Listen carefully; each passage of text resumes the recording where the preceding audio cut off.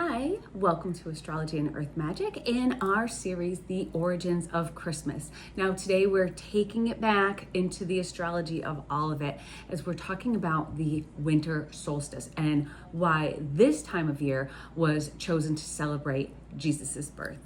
So, we want to stay tuned because at the end I'm going to show you the ingredients to make mulled wine. I will be making a short on that. I'm not going to make it this early in the season, but I will get all the ingredients to you so you know how to prepare when you're ready to make it. So on Sunday, the 21st, the sun will ingress into the sign of Capricorn. And at this time, the earth is tilted farthest away from the sun. And this marks the longest night and the shortest day of the year. So at least here in the northern hemisphere. In the southern hemisphere, it's the opposite, but we're talking about the northern hemisphere. So when the sun is at its greatest distance from the celestial equator, pretty much. So with each solstice or equinox, we begin a new season. So it's when the sun moves into what we call in astrology the cardinal signs, which are Aries for spring, Cancer for summer, Libra for fall or autumn, and Capricorn, which is this one, for the winter. So this marks a time of initiation, of focus on moving forward towards your goals. So this is that initiatory sign that really just kind of gets going and gets things started. So even though this also is known as midwinter, this is really when winter begins here. So Capricorn season is much like its ruler, the ruler of Capricorn, which is Saturn. It encourages us to be disciplined, to be grounded and ready to work, because this is how you'll achieve your goals. You have to put in the work, and that is how you'll achieve what you want in life. The harder you work, the better you will succeed.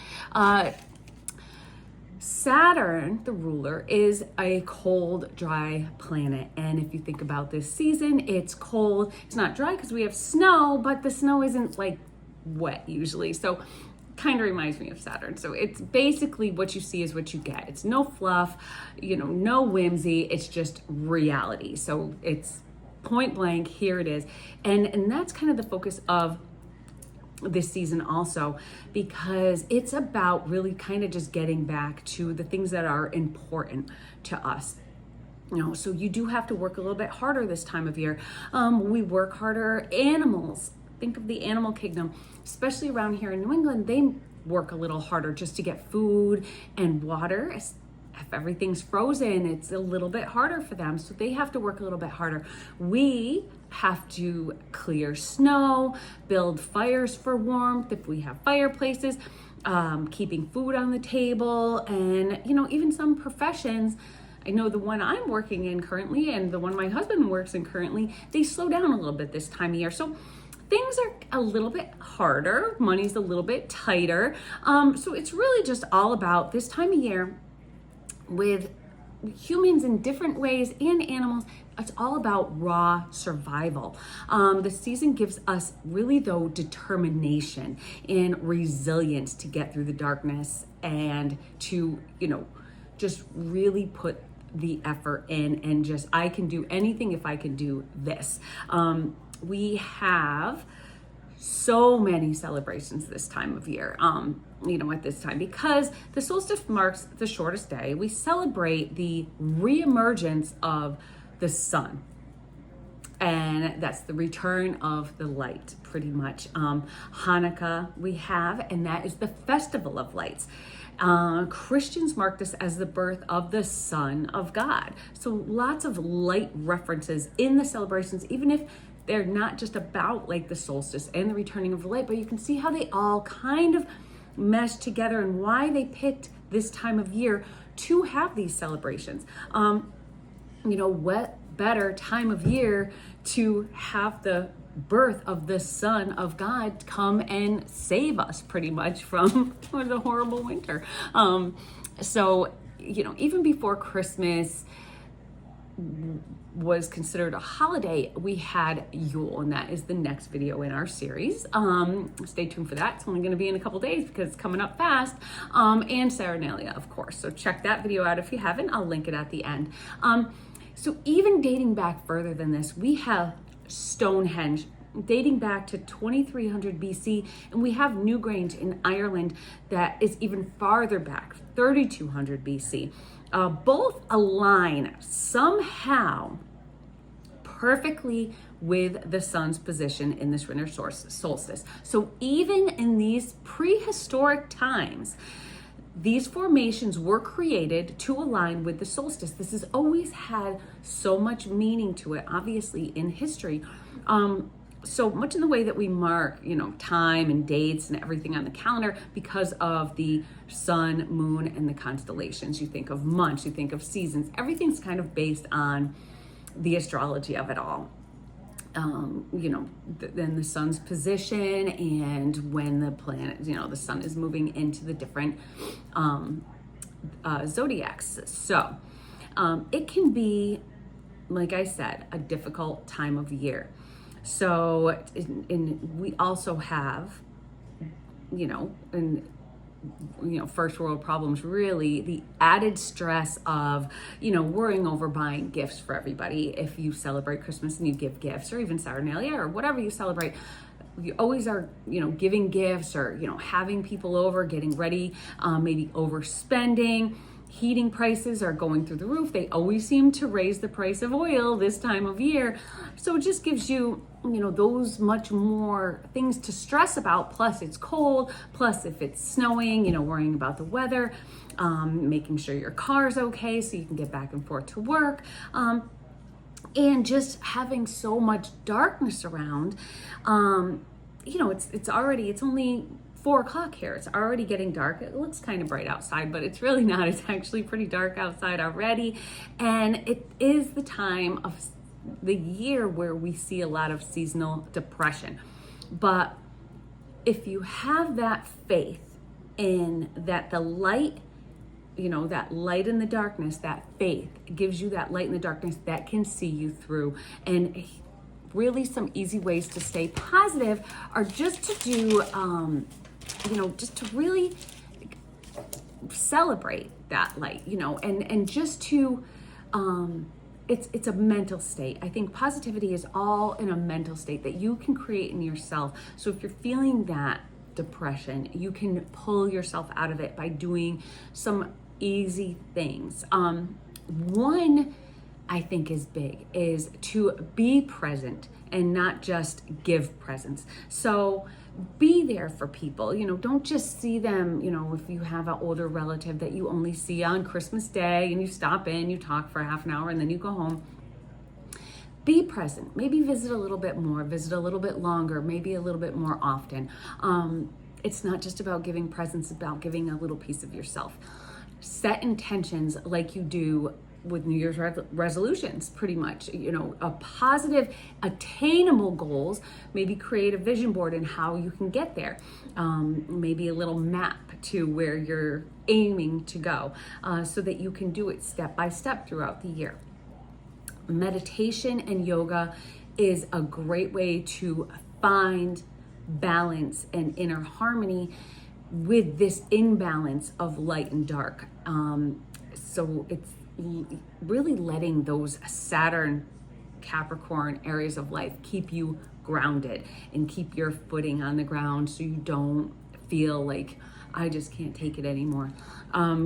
Being ambient and wonderfully scented with candles and lights in your windows to just give that ambiance of just nice happiness and positivity, and just kind of spreading that cheer that you can spread throughout the year, but somberly.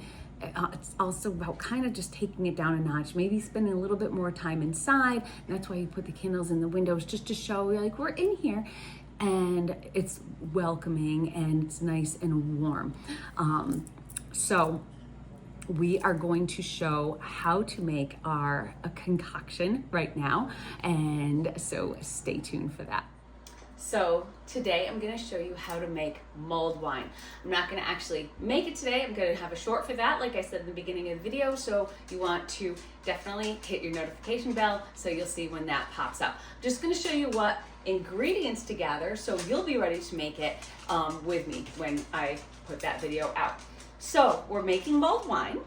So what you're going to want is a dry cab or a Merlot. So I have one here. You're gonna also want probably a crock pot. You can use just a regular stovetop pot. Keep it on low. So if you have settings on your crock pot, you're gonna wanna keep it on low. You're gonna wanna pour in your wine.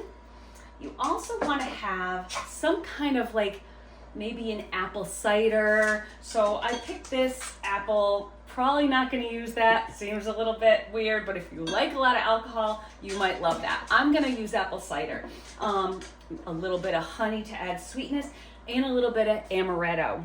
So that one I'll add. We're just doing a tiny bit.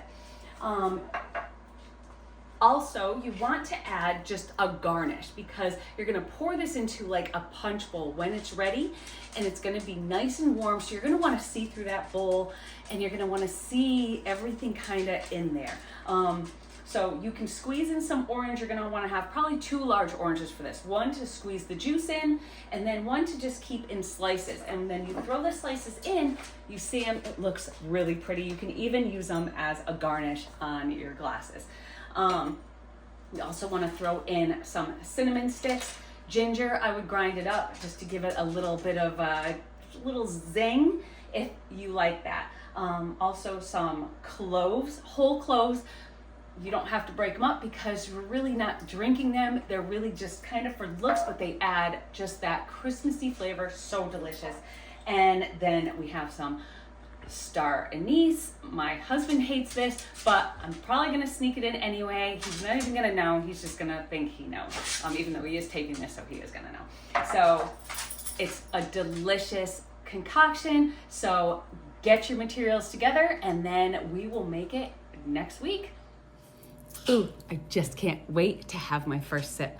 So if money's an issue, another thing that you can kind of offset that stress is to maybe make gifts. My daughter-in-law made us the greatest gifts last year. She made us breads and different kind of, she made us vanilla and candles, lots of different things you can make. And if you do buy gifts, but you want to add a little special touch to it, I made these little gift toppers. So for whoever, and all with natural elements to them. So we use these pine cones, and I get the pine cones that smell like cinnamon because they are divine, I'm telling you. And then we add a little bit of cinnamon, a little bit of our dried oranges. You can dry the oranges yourself in the oven, microwave. There's lots of different ways you could do it.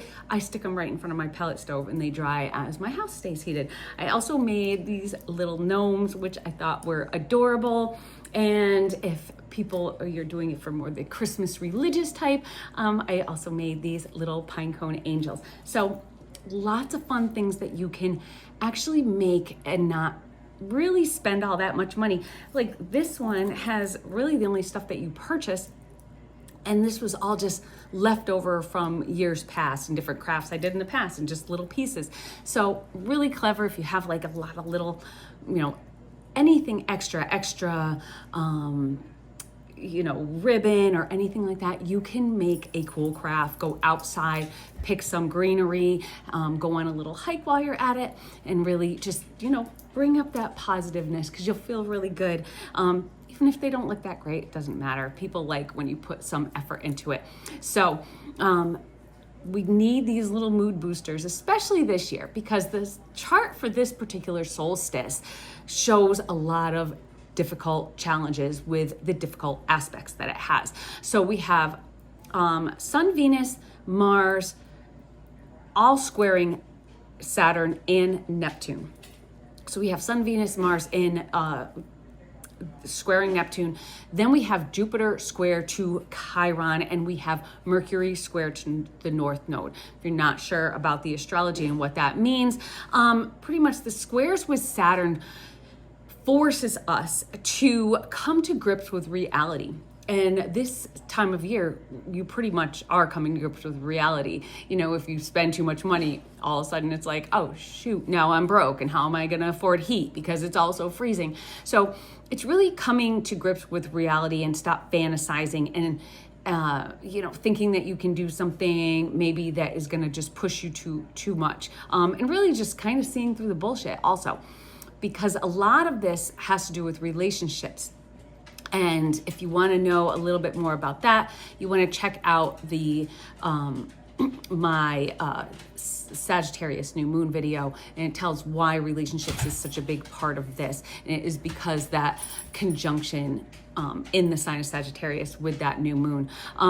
So even, you keep telling yourself, especially this time of year, maybe he's the right one for me because I don't want to be single through the holidays, or I can afford to buy this and I can afford to buy that, and I can do this other party and I can put myself out this much more, and just kind of talking yourself into it when maybe it isn't right. So it is about facing reality. The Jupiter Chiron square and the Venus square to Saturn, they're on the exact day of the solstice, so this Sunday, and they're exact on that day. So no orb.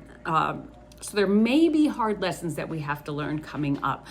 So trying to remain positive is really key. So again, take those positive little tidbits that I gave and use them because they really help. So however you choose to celebrate, if you are celebrating Saturnalia, Yule, the solstice, Christmas, or all of the above, just keep the faith, because the sun is going to come back. The light is going to return, and that is your inner light and the outer light around us. So cheers to the re-emergence of our sun, and it will bring with us its light, its warm embrace, its knowledge, and the spirituality that it gives. So cheers, y'all, and I'll see you for the Yule video coming up just a couple days. Stay tuned. Bye.